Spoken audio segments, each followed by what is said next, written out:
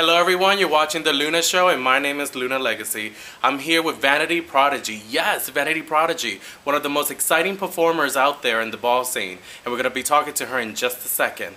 Vanity, are you ready? I'm ready. She's ready. Here we go. Hi Vanity. Hey! What's going on? Nothing. I'm happy to be on The Luna Show. Thank you. So tell us a little bit about yourself. Well, I mean, I'm Vanity Prodigy, of course. I'm 19 and I'm from New York City, of course. And I mean, with myself, I'm just really happy to be a part of this community because I kind of sort of grew into it because, you know, I was more of a spectator at age 15 and I was just watching around and I used to be at Ebony and that's what people used to know me as. So, I mean, now as I'm growing up within the scene, I'm starting to realize how much is starting to change and how much of more youth are starting to see like the light of, you know, how violence is the answer and everything else. So within my part, within this community and stuff, I mean, I'm within the Kiki scene and I'm in the ballroom scene, but I don't have much of a voice out there as much of the legends and older statements. So, you know, as far as I can do is speak to my peers in my community, which starts from the Kiki scene. And about myself is, I'm doing an internship at the Hedrick Martin Institute and stuff, and I'm about to start with the whole Kiki Coalition stuff to like prevent not just ballroom violence but also our community violence within, because there's just a lot of stuff going on, and I just really want all that to stop though. So that's exciting that, you know, you being young and already getting involved. So how do you feel, how do you make your peers get involved? Like, how do you talk to them?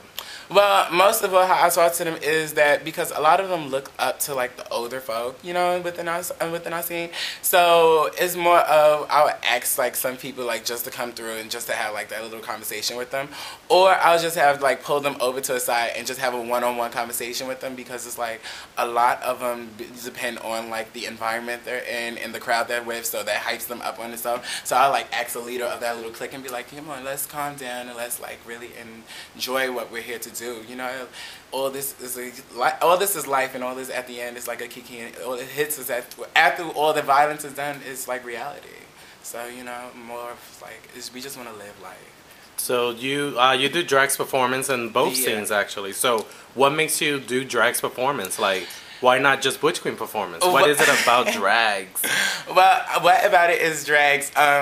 I never thought I would ever do drags a day in my life. And when it came down to it, I used to walk Butch Queen runway. And all of a sudden, I started to vogue a little. I started to like the art of voguing. So then I was like, I want to get up. I was at a Kiki function. I was like, let me get up in drags. So I got up in drags, and it was like, oh my gosh, it feels so comfortable. That. Yeah, because you was there. And it was at Hedrick Martin. And I was like, oh my gosh, this is so comfortable. And then I was like around a lot of people, such as Champagne, such as Leomi. And it was like, I saw how comfortable they were, and I started to realize how comfortable I started to feel in that. So it was like, oh my gosh, but at the end of the day, I started to see people going through their transition as a female figure sometimes for the ballroom scene instead of just for themselves. So it like to this day I'm still like, you know, I'm making sure I'm doing this for me and nothing else for like no one else. It's just for the ballroom scene. So like right now I'm doing drags. I'm a drags performer. And it's fun. What made me really like do this now is because I look at it as, all right, in my personal life, I'm a butch queen, I'm a boy, and I live my life as a boy. And when it comes down to the ballroom scene, it's like, this is somewhat of a fantasy world for me. Even though I somewhat take it into a serious aspect, it's like, oh my gosh, you know, I can never do this in the real life, you know, because people would judge you and say, oh, she's not real, she's not kind, she's not beautiful, she's not this. But when I get on that floor and I vogue, I always make sure I give them how I feel. You know, I show her how a lady would want to feel. Like, I feel like a lady on that floor. You know, no matter if I'm in the streets, waiting for the train, doing anything else, I realize at the end of the day, when I'm on that floor, I feel like a lady. And no one can ever say nothing about it if they hate or not. So do you think that one day we're going to see you coming out as Femme Queen performance, or are you are you fine with being just drags? And I'm definitely fine with being drags, and I think everybody likes that whole aspect of, oh, I want to be a femme queen performance. I want to be that legendary femme queen performance. I want people to see me through that transition from a butch queen to a drag to a femme queen. And it's like, that's great for you, but at the end of the day, what do you have going for yourself? And before I ever think about transitioning, I want to make sure I have something for me. And I want to make sure I have my goals already set for me, because I want to become a teacher for the mentally challenged. But it's like, and I want to definitely go to school, college, but it's like, I want to make sure I have my life. And before I have my life, that's what I'm going to focus on. And then the ballroom life. That's hot.